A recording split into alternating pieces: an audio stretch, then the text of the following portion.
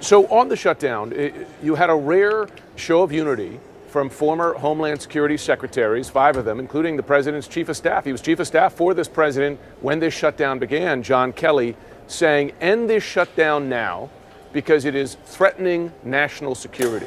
What's your response to that? Nobody wins in a shutdown. We shouldn't have had it in the first place. The question is how do we get out of it? You have 2 leaders, Speaker Pelosi and the president, that both have to have some way out. We'll have these 2 votes today. I don't think either one of them is gonna pass, but it's taken us 30 days to get to this point. It never should have taken this long to get to this stage.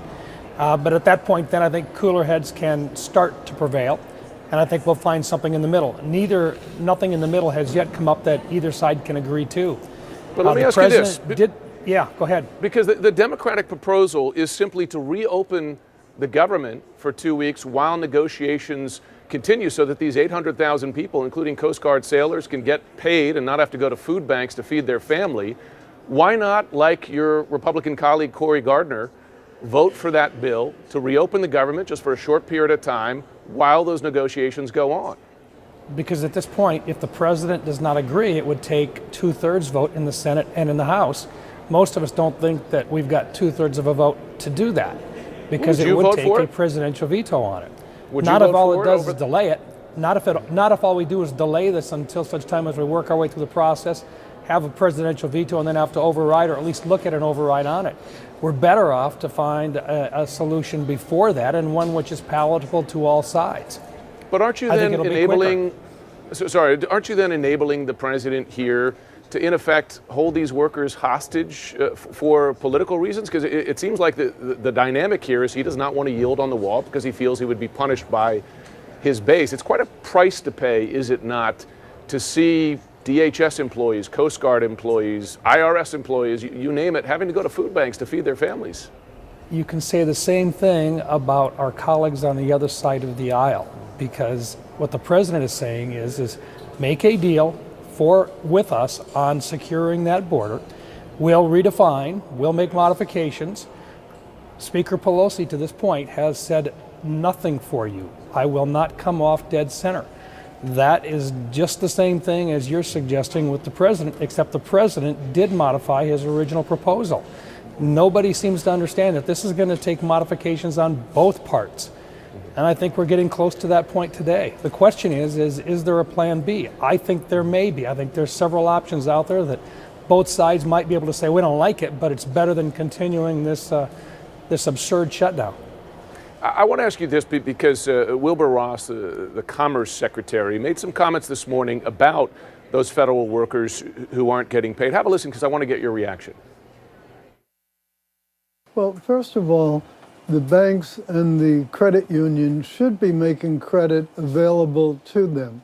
When you think about it, these are basically government-guaranteed loans because the government has committed these folks will get their back pay once this whole thing gets settled down. There are reports that there are some federal workers who are going to homeless shelters to get food.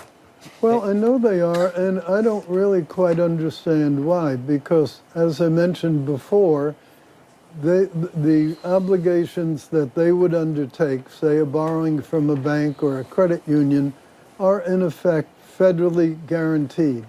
So the 30 days of pay that some people will be out, there's no real reason why they shouldn't be able to get a loan against it.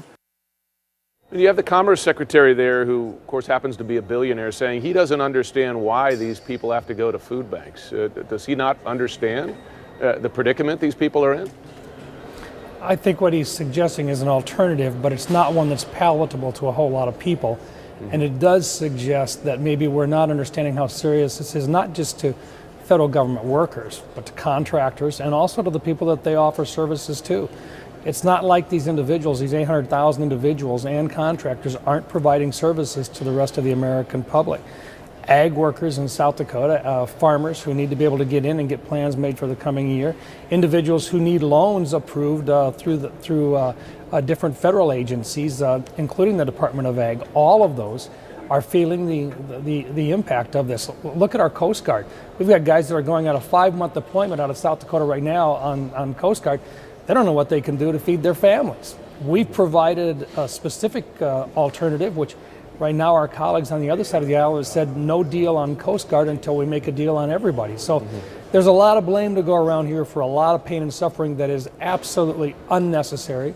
And I think in the future, Congress should hold itself accountable by simply saying, if we don't get all of our work done, come hell or high water by the September 30th, we don't get paid either. And that means we don't get any back pay either. We put it in. I'm one of the co-sponsors on the bill, but some people say, well, why is Congress getting paid when the rest of the government, a lot of the other federal employees are not?